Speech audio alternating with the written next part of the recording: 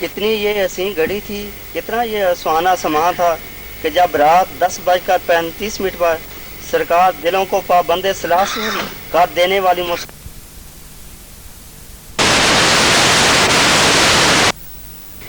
کہ میرے پیر کی حمایت میرے ساتھ ہے تو بس ہے، میرے پیر کی حمایت میرے ساتھ ہے تو بس ہے، میری ٹھوکروں میں منزل مجھے ہر بمر کا نعرہ، سبحان اللہ، تیرے در کی بھیک پر میرا روز کا گزارا، تیرے در کی بھیک پر میرا روز کا گزارا، کبھی کچھ مل گیا تصدق، کبھی کچھ مل گیا اتارا، سبحان اللہ، یہ ادائے دستگیری کوئی میرے دل سے پوچھے، یہ ادائے دستگیری کوئی میرے دل سے پوچھے، وہیں پہنچے مدد کو جب جہاں پکارا، سبحان اللہ، تیرا در مجھے ملا ہے مجھے مل گیا سہارا، تیرا در مجھے ملا ہے مجھے مل گیا سہارا، اسی طرح رات گزری اسی طرح دن گزارا۔ سبحان صبح کی نماز تک یہ محفل جاری رہی، بعد نماز فجر ذکر شریف اور ختم شریف پڑھا گیا۔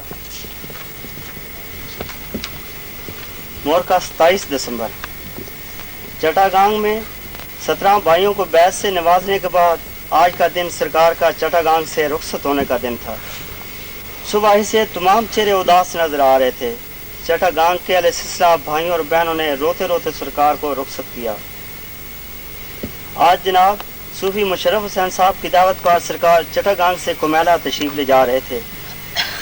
چنانچہ آج صبح سرکار گھر سے اپنے ہمراہ جناب صوفی عبدالودود صاحب، ان کے بیٹے غفور صاحب، ان کی بیگم صاحبہ جو کہ ہماری بہن بھی ہیں، اور بشیر احمد کو لے کر گھر سے 9:15 بجے روانہ ہوئے۔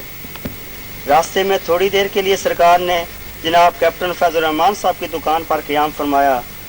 ان کی دکان سے 9:30 بجے روانہ ہو کر چٹاگانگ کے ریلوے اسٹیشن پہنچے۔ 10:30 بجے ٹرین کومیلا کے لیے روانہ ہوئی۔ 12 بجے ٹرین فینی کے ریلوے اسٹیشن پر پہنچی۔ سرکار کی سیٹ سے چند سیٹیں آگے 2 لڑکیاں تقریباً 12-13 برس کی عمر کی بیٹھی ہوئی تھیں۔ وہ دونوں بچیاں کچھ دیر تو سرکار قبلہ عالم کو بڑے غور سے دیکھتی رہیں۔ بعد میں ایک بچی نے اپنے بیگ سے کاپی اور پینسل نکال کر کچھ بنانا شروع کیا۔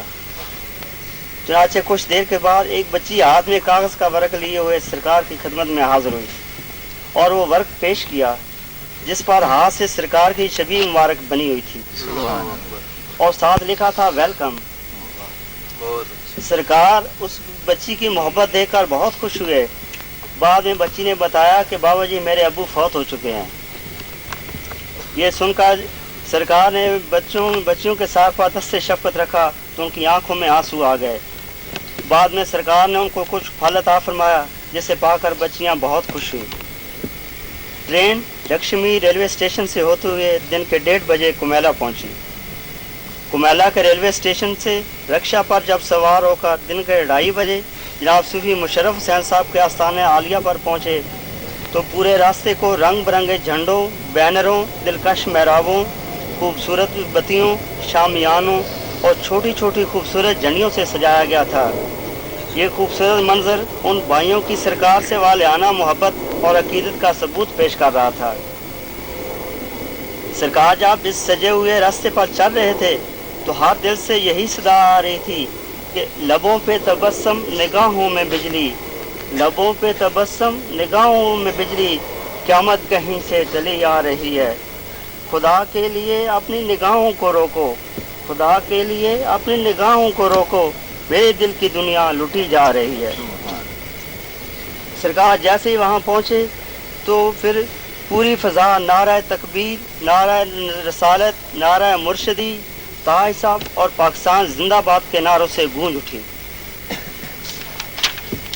سرکار جب گدی مبارک پر تشریف فرما ہوئے تو استقبال کرنے والے بھائیوں کا ایک جمع غفیر نے سرکار کو ہار پہنا کر اور قدم بوسی کر کے اپنی عقیدت کا اظہار کیا۔ یہ سلسلہ جاری رہا اور ملاقات کرنے والوں کا تانتا بندہ رہا۔